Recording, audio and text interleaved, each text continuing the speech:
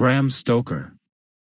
Abraham Stoker was an Irish author who is celebrated for his 1897 Gothic horror novel Dracula.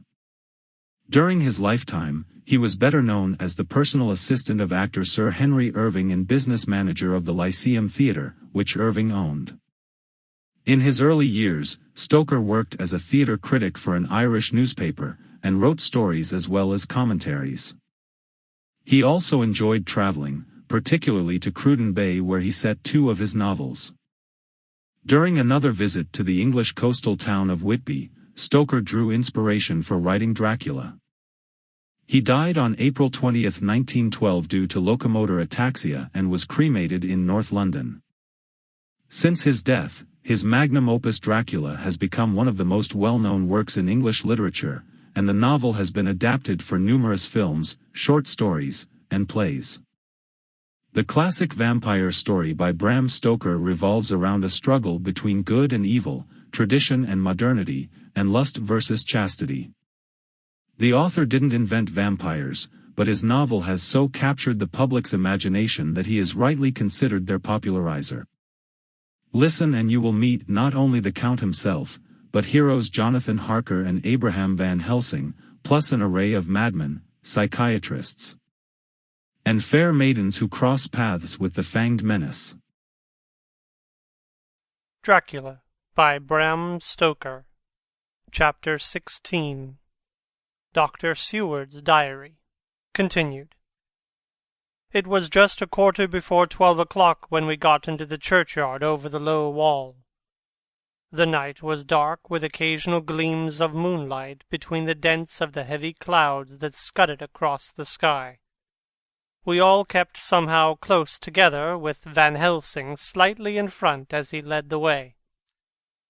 When we had come close to the tomb, I looked well at Arthur, for I feared the proximity to a place laden with so sorrowful a memory would upset him, but he bore himself well. I took it that the very mystery of the proceeding was in some way a counteractant to his grief. The professor unlocked the door, and seeing a natural hesitation amongst us for various reasons, solved the difficulty by entering first himself. The rest of us followed, and he closed the door. He then lit a dark lantern and pointed to a coffin. Arthur stepped forward, hesitantly. Van Helsing said to me, "You were with me here yesterday. Was the body of Miss Lucy in that coffin?" It was. The professor turned to the rest, saying, "You hear? And yet there is no one who does not believe with me." He took his screwdriver and again took off the lid of the coffin. Arthur looked on, very pale and silent. When the lid was removed, he stepped forward. He evidently did not know there was a leaden coffin, or at any rate had not thought of it. When he saw the rent in the lead, the blood rushed to his face for an instant, but as quickly fell away again, so that he remained of a ghastly whiteness. He was still silent. Van Helsing forced back the leaden flange, and we all looked in and recoiled. The coffin was empty. For several minutes no one spoke a word. The silence was broken by Quincey Morris. "Professor, I answered for you. Your word is all I want. I wouldn't ask such a thing ordinarily. I wouldn't so dishonor you as to imply a doubt. But this is a mystery that goes beyond all honor or dishonor. Is this your doing?" "I swear to you, by all that I hold sacred, that I have not removed or touched her. What happened was this. 2 nights ago my friend Seward and I came here, with good purpose, believe me. I opened that coffin, which was then sealed up, and we found it, as now, empty. We then waited, and saw something white come through the trees. The next day we came here in daytime, and she lay there. Did she not, friend John?" "Yes." "That night we were just in time. One more so small child was missing, and we find it, thank God, unharmed amongst the graves. Yesterday I came here before sundown, for at sundown the undead can move. I waited here all night till the sun rose, but I saw nothing. It was most probable that it was because I had lain over the clamps of those doors garlic which the undead cannot bear, and other things which they shun. Last night there was no exodus, so tonight before sundown I took away my garlic and other things, and so it is we find this coffin empty. But bear with me. So far there is much that is strange. Wait you with me outside, unseen and unheard, and things much stranger are yet to be. So, here he shut the dark slide of his lantern. Now to the outside. He opened the door, and we filed out, he coming last and locking the door behind him. Oh, but it seemed fresh and pure in the night air after the terror of that vault. How sweet it was to see the clouds race by, and the passing gleams of the moonlight between the scudding crowds crossing and passing, like the gladness and sorrow of a man's life.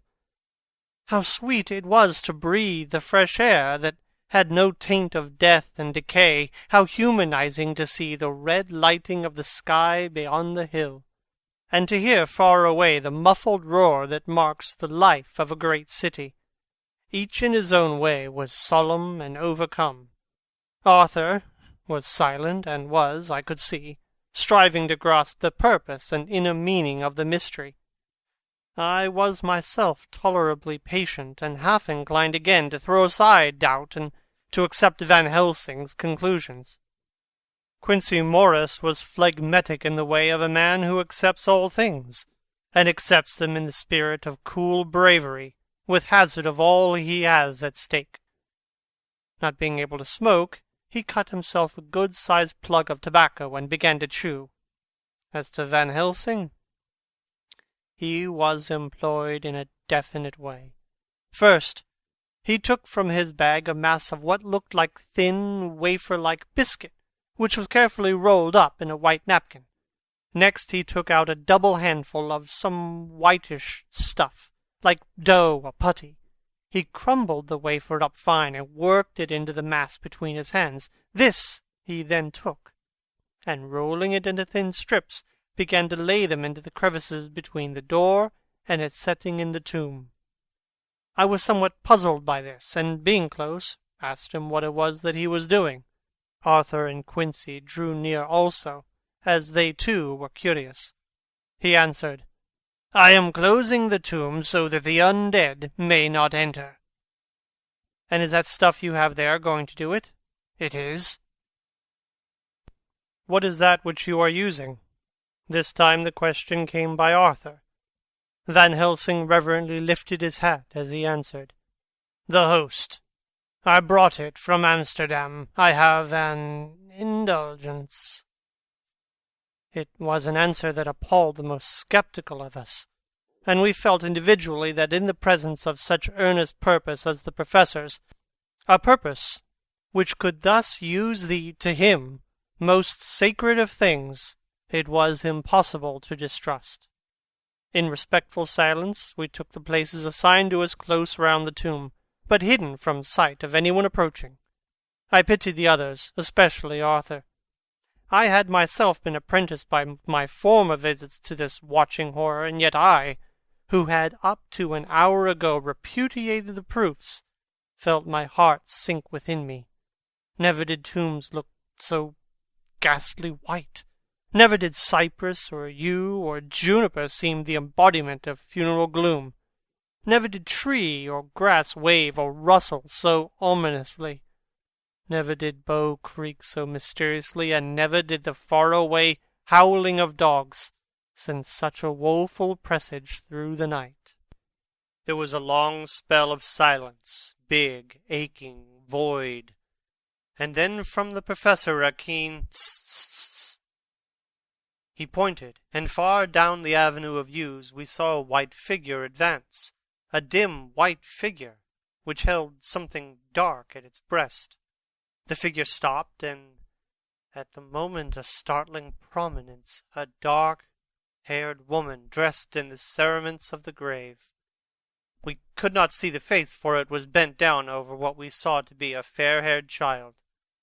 There was a pause, and a sharp little cry such as a child gives in sleep, or a dog as it lies before the fire in dreams. We were starting forward, but the professor's warning hand, seen by us as he stood behind the yew tree, kept us back. And then, as we looked, the white figure moved forwards again. It was now near enough for us to see clearly, and the moonlight still held. My own heart grew cold as ice, and I could hear the gasp of Arthur as we recognized the features of Lucy Westenra. Lucy Westenra! But yet how changed! The sweetness was turned to adamantine, heartless cruelty, and the purity to voluptuous wantonness. Van Helsing stepped out, and obedient to his gesture, we all advanced too. The four of us ranged in a line before the door of the tomb. Van Helsing raised his lantern and drew the slide. By the concentrated light that fell on Lucy's face, we could see that lips were crimson with fresh blood, and that the stream had trickled over her chin and stained the purity of her lawn death robe. We shuddered with horror. I could see by the tremulous light that even Van Helsing's iron nerve had failed. Arthur was next to me, and if I had not seized his arm and held him up, he would have fallen. When Lucy, I called the thing that was before us Lucy because it bore her shape, saw us, she drew back with an angry snarl, such as a cat gives when taken unawares. Then her eyes ranged over us. Lucy's eyes in form and color, but Lucy's eyes unclean and full of hellfire, instead of the pure, gentle orbs we knew. At that moment, the remnant of my love passed into hate and loathing. Had she then to be killed, I could have done it with savage delight. As she looked, her eyes blazed with unholy light, and the face became wreathed with a voluptuous smile. Oh, God, how it made me shudder to see it! With a careless motion, she flung to the ground, callous as a devil, the child that up to now she had clutched strenuously to her breast, growling over it as a dog growls over a bone. The child gave a sharp cry and lay there moaning. There was a cold-bloodedness in the act which wrung a groan from Arthur. When she advanced to him, with outstretched arms and a wanton smile, he fell back and hid his face in his hands. She still advanced, however, with a languorous, voluptuous grace, said, "Come to me, Arthur. Leave these others and come to me. My arms are hungry for you. Come, and we can rest together. Come, my husband, come." There was something diabolically sweet in her tones, something of the tinkling of glass when struck, which rang through the brains even of us who heard the words addressed to another. As for Arthur, he seemed under a spell. Moving his hands from his face, he opened wide his arms. She was leaping for them when Van Helsing sprang forward and held between them his little golden crucifix. She recoiled from it and, with a suddenly distorted face full of rage, dashed past him as if to enter the tomb. When within a foot or two of the door, however, she stopped, as if arrested by some irresistible force. Then she turned, and her face was shown in the clear burst of moonlight and by the lamp, which had now no quiver from Van Helsing's nerves. Never did I see such baffled malice on a face, and never, I trust, shall such ever be seen again by my mortal eyes. The beautiful color became livid. The eyes seemed to throw out sparks of hellfire. The brows were wrinkled, as though the folds of flesh were the coils of Medusa's snakes, and the lovely, blood-stained mouth grew to an open square, as in the passion masks of the Greeks and Japanese. If ever a face meant death, if looks could kill, we saw it at that moment.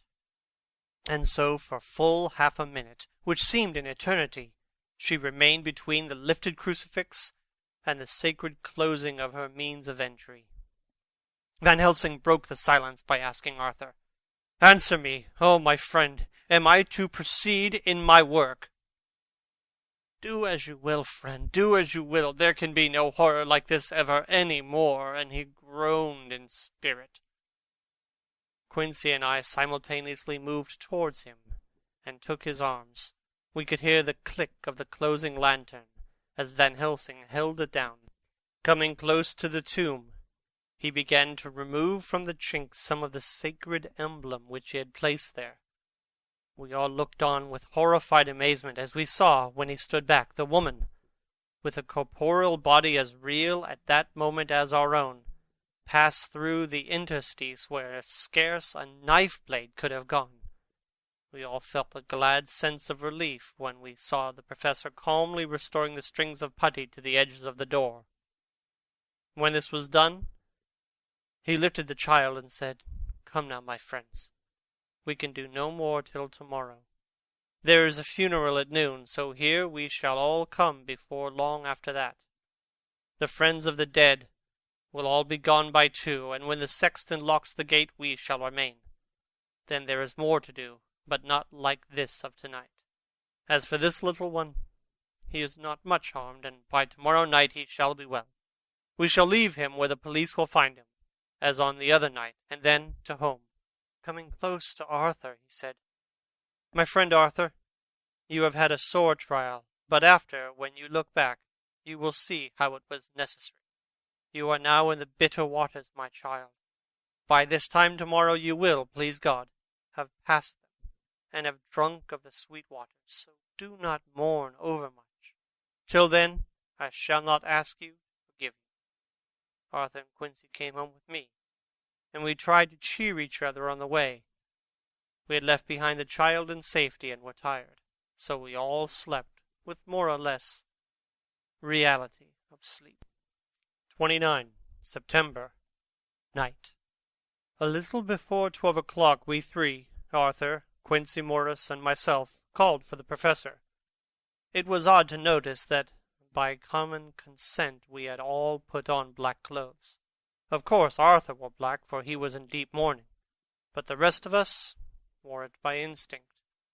We got to the graveyard by 1:30 and strolled about, keeping out of official observation, so that when the gravediggers had completed their task and the sexton, under the belief that everyone had gone, had locked the gate, we had the place all to ourselves.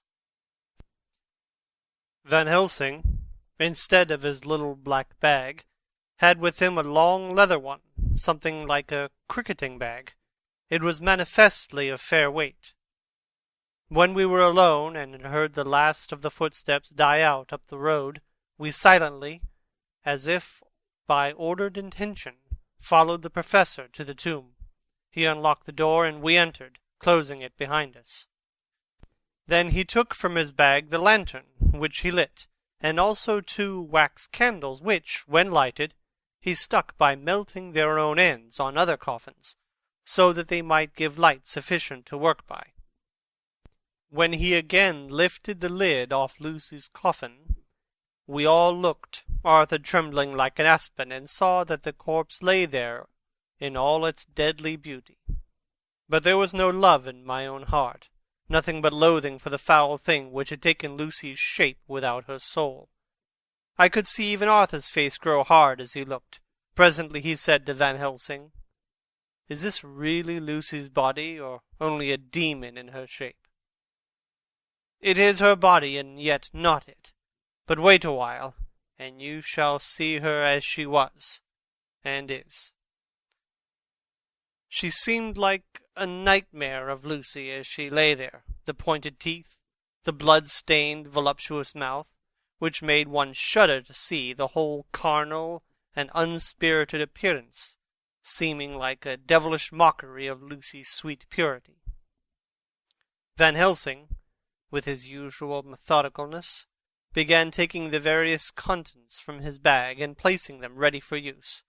First he took out a soldering iron, and some plumbing solder, and then a small oil lamp which gave out, when lit in the corner of the tomb, gas which burned at a fierce heat, with a blue flame, then his operating knives which he placed to hand, and last a round wooden stake, some 2½ or 3 inches thick and about 3 feet long.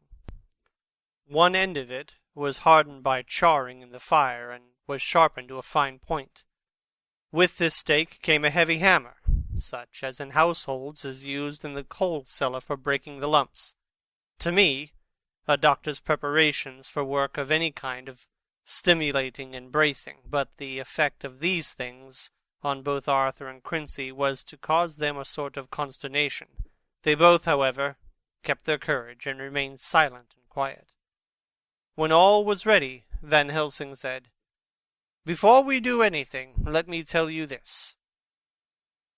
It is out of the lore and experience of the ancients and of all those who have studied the powers of the undead.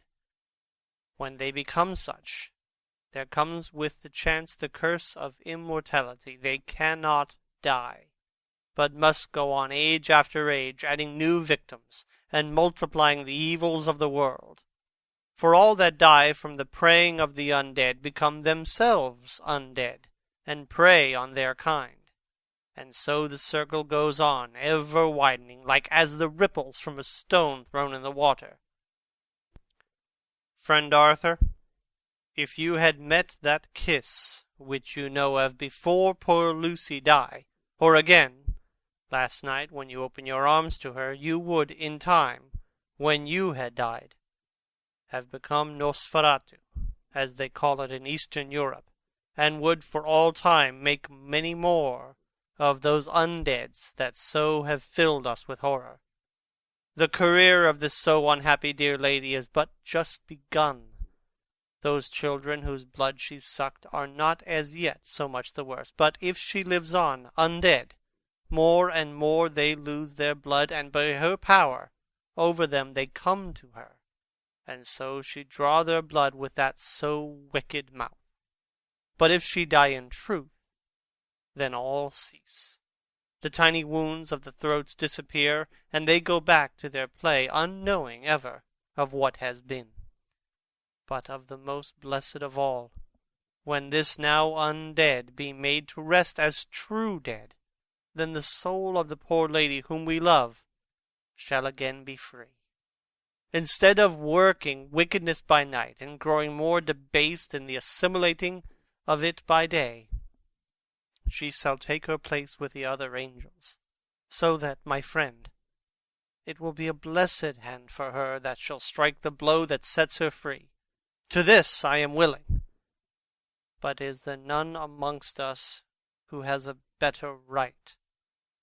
Will it be no joy to think of hereafter in the silence of the night when sleep is not? It was my hand that sent her to the stars. It was the hand of him that loved her best, the hand that of all she would herself have chosen, had it been to her to choose. Tell me if there is one such amongst us. We all looked at Arthur. He saw, too, what we all did, the infinite kindness which suggested that his should be the hand which would restore Lucy to us as a holy and not unholy memory. He stepped forward and said bravely, though his hand trembled and his face was pale as snow, "My true friend, from the bottom of my broken heart I thank you. Tell me what I am to do, and I shall not falter." Van Helsing laid a hand on his shoulder and said, "Brave lad, a moment's courage, and it is done. This stake must be driven through her. It will be a fearful ordeal. Be not deceived in that. But it will only be a short time, and you will then rejoice more than your pain was great. From this grim tomb you will emerge as though you tread on air, but you must not falter when once you have begun. Only think that we, your true friends, are round you, and that we pray for you all the time."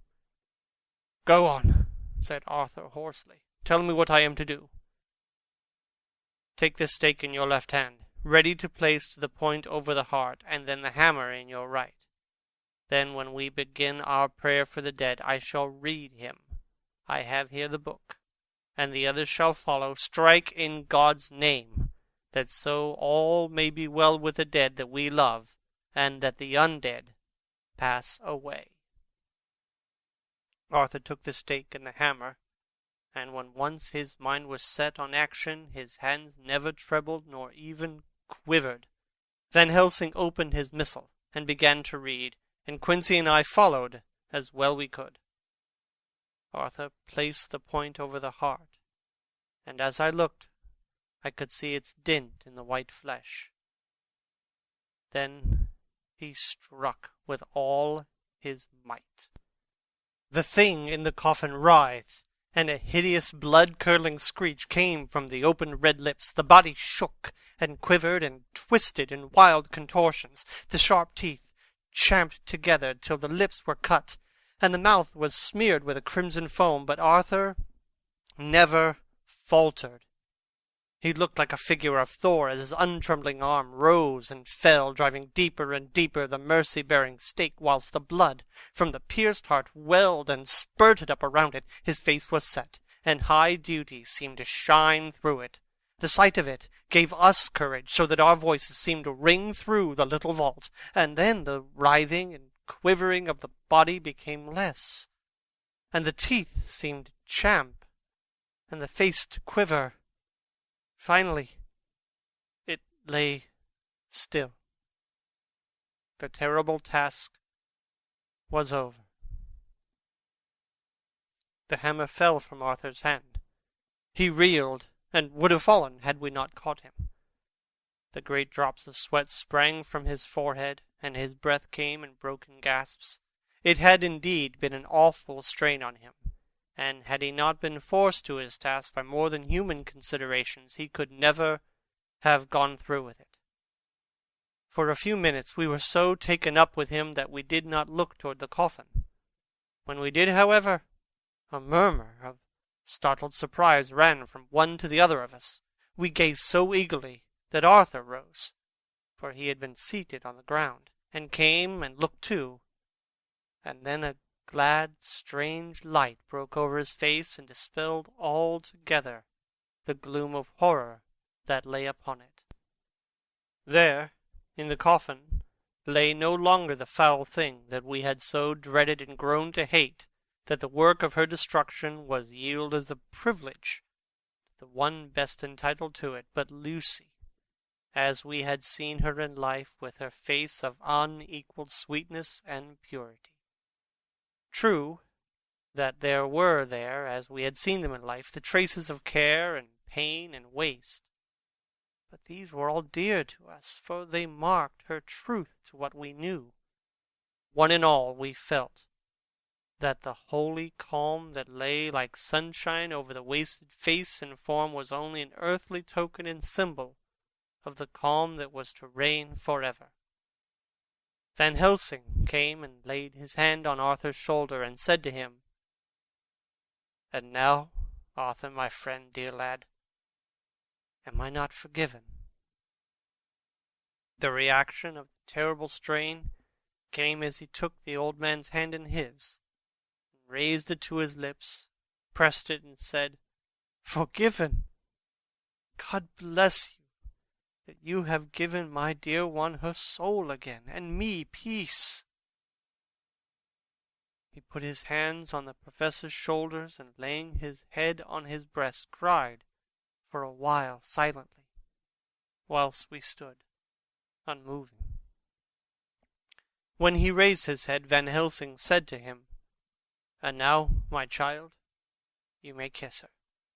Kiss her dead lips, if you will, as she would have you to, if for her to choose. For she is not a grinning devil now, not any more a foul thing for all eternity. No longer. She is the devil's undead. She is God's true dead, whose soul is with him." Arthur bent and kissed her, and then we sent him and Quincy out of the tomb.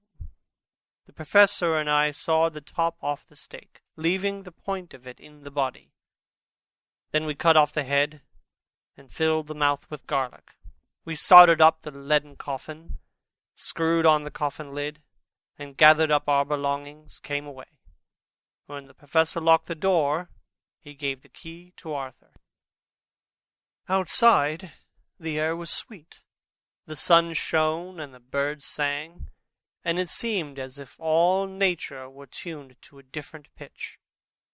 There was gladness and mirth and peace everywhere, for we were at rest ourselves on one account, and we were glad, though it was with a tempered joy. Before we moved away, Van Helsing said, "Now, my friends, one step of our work is done, one the most harrowing to ourselves, but there remains a greater task, to find out the author of all this our sorrow and to stamp him out.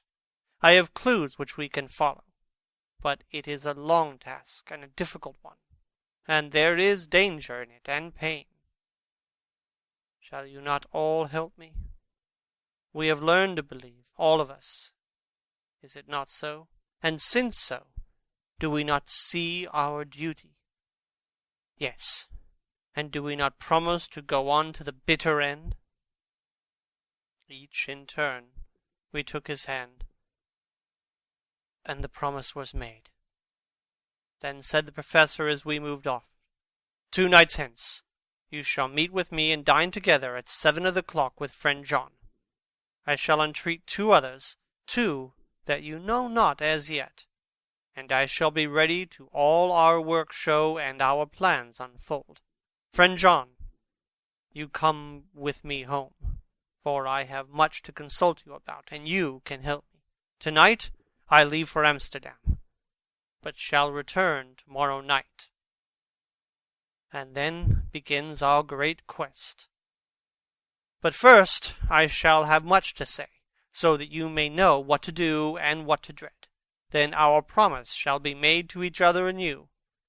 But there is a terrible task before us, and once our feet are on the plowshare, we must not draw back."